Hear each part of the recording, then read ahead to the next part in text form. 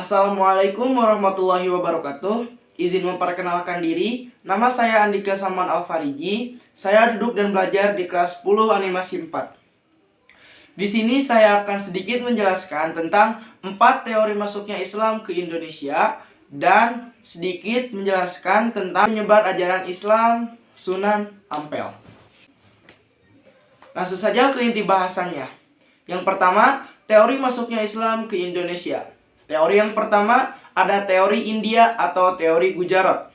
Teori ini dicetuskan oleh J.W.J. Drewes yang dilantas dikembangkan oleh Snow Hugronj, J.P. Nepal, W.F. Sutherheim, J.P. Morkut hingga Sucipto Wirjo Suparto ini meyakinkan bahwa Islam dibawa ke Nusantara oleh pada para pedagang Gujarat, India. Pada abad ke-13 Masehi, salah satu bukti yang mendukung teori ini adalah ditemukannya makam Malik As-Saleh dengan angka 1297. Nama asli Malik As-Saleh sebelum masuk Islam adalah Marah Silu, yang merupakan pendiri Kesultanan Samudra Pasai di Aceh. Teori yang kedua ada teori Arab atau Mekah. Teori selanjutnya tentang masuknya Islam ke Indonesia diperkirakan berasal dari Timur Tengah, tepatnya dari Arab. Teori Arab atau Mekah ini didukung oleh J.C. Van Lier, Anthony H. Jones, T.W. Arnold, hingga Abdul Malik Karim Amrullah atau Buya Hamka. Menurut Buya Hamka, Islam sudah masuk di Nusantara sejak abad 7 Masehi. Bukti yang diajukan Hamka adalah naskah kuno dari Cina yang menyebutkan bahwa sekelompok bangsa Arab telah bermukim di kawasan pantai barat Sumatera pada 625 Masehi.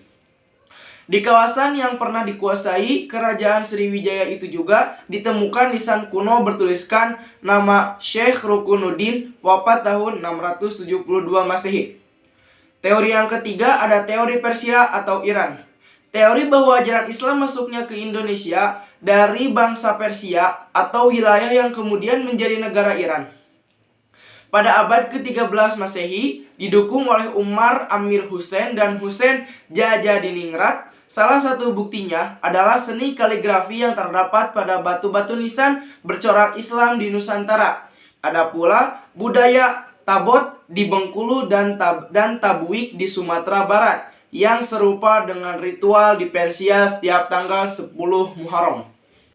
Yang keempat, teori Cina. Penyebaran Islam di Indonesia juga diperkirakan masuk dari Cina. Ajaran Islam berkembang di Cina pada masa dinasti Tang pada tahun 618 sampai 905 Masehi, dibawa oleh panglima muslim dari kekhalifahan di Madinah semasa era Khalifah Utsman bin Affan, yakni Sa'ad bin Abi Waqqas.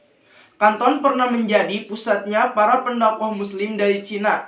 Bukti lain adalah banyaknya pendakwah Islam keturunan Cina yang punya pengaruh besar di Kesultanan Demak, kerajaan Islam pertama di Jawa, seiring dengan keruntuhan Kemaharajaan Majapahit pada perjalanan abad ke-13 Masehi. Sebagian dari mereka disebut Wali Songo. Langsung saja ke tokoh penyebar ajaran Islam Sunan Ampel.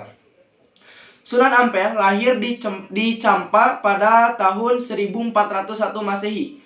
Ia termasuk ke dalam Wali Songo atau Wali Sembilan yang menyebarkan agama Islam di Pulau Jawa. Ia pertama kali ke Pulau Jawa pada tahun 1443 Masehi bersama sang adik Sayyid Ali Murtadho.